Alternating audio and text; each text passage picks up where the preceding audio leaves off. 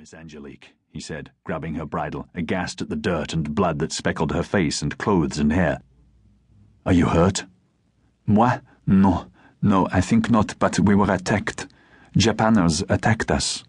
She was trying to catch her breath and stop shaking, still in terror, and push the hair out of her face. Urgently she pointed inland, westwards, Mount Fuji vaguely on the horizon. "Back there! Quick, they need help!" Those nearby were appalled, and noisily began relaying the half-news to others and asking questions. Who? Who was attacked? Are they French or British? Attacked? Where? Two-sword bastards again! Where the hell did this happen? Questions overlaid other questions and gave her no time to answer, nor could she yet, coherently, her chest heaving, everyone pressing closer, crowding her. More and more men poured into the street, putting on coats and hats, many already armed with pistols and muskets, a few with the latest American breech-loading rifles. One of these men, a big-shouldered, bearded Scot, ran down the steps of an imposing two-story building. Over the portal was Struan and Company. He shoved his way through to her in the uproar. "Quiet, for God's sake," he shouted, and in the sudden lull, "Quick, tell us what happened. Where's young Mr. Struan?" "Oh, Jamie, The girl made a desperate effort to collect herself, disoriented. "Oh, mon Dieu." He reached up and patted her shoulder like a child, to gentle her, adoring her, like all of them. "Don't worry, you're safe now, Miss Angelique. Take your time. Give her some room, for God's sake." Jamie McFay was 39, chief manager of Struan's in Japan. "Now, tell us what happened." She brushed away the tears, her tawny hair askew.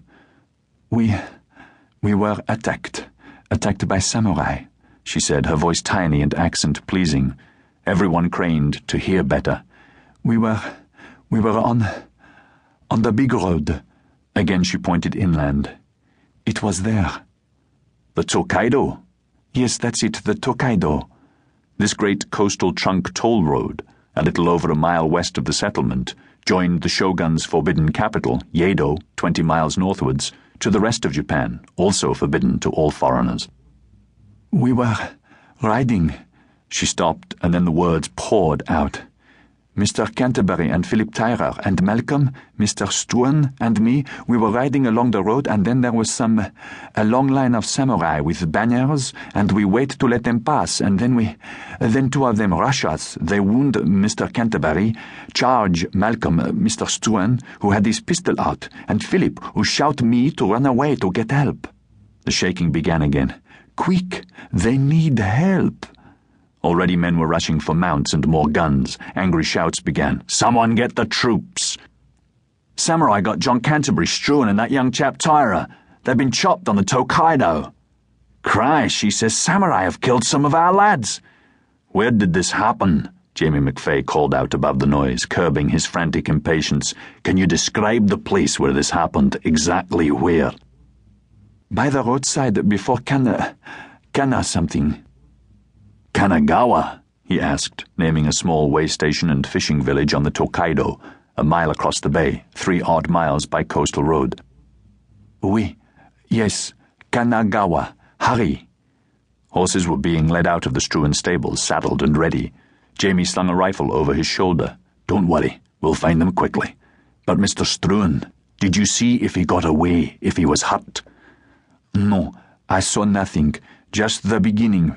Poor Mr. Canterbury, I was riding beside him when they..." The tears flooded. "I did not look back. I obeyed and came to get help." Her name was Angelique Richaud.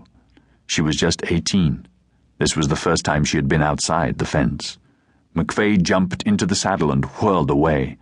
"Christ almighty," he thought in anguish. "We haven't had any trouble for a year or more. Otherwise I'd never have let them go. I'm responsible. Malcolm's heir apparent, and I'm responsible.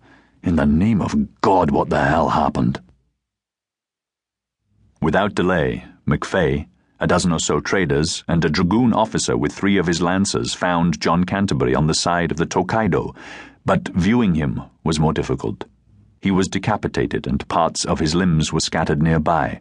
Ferocious sword cuts were patterned all over his body, almost any one of which would have been a death blow.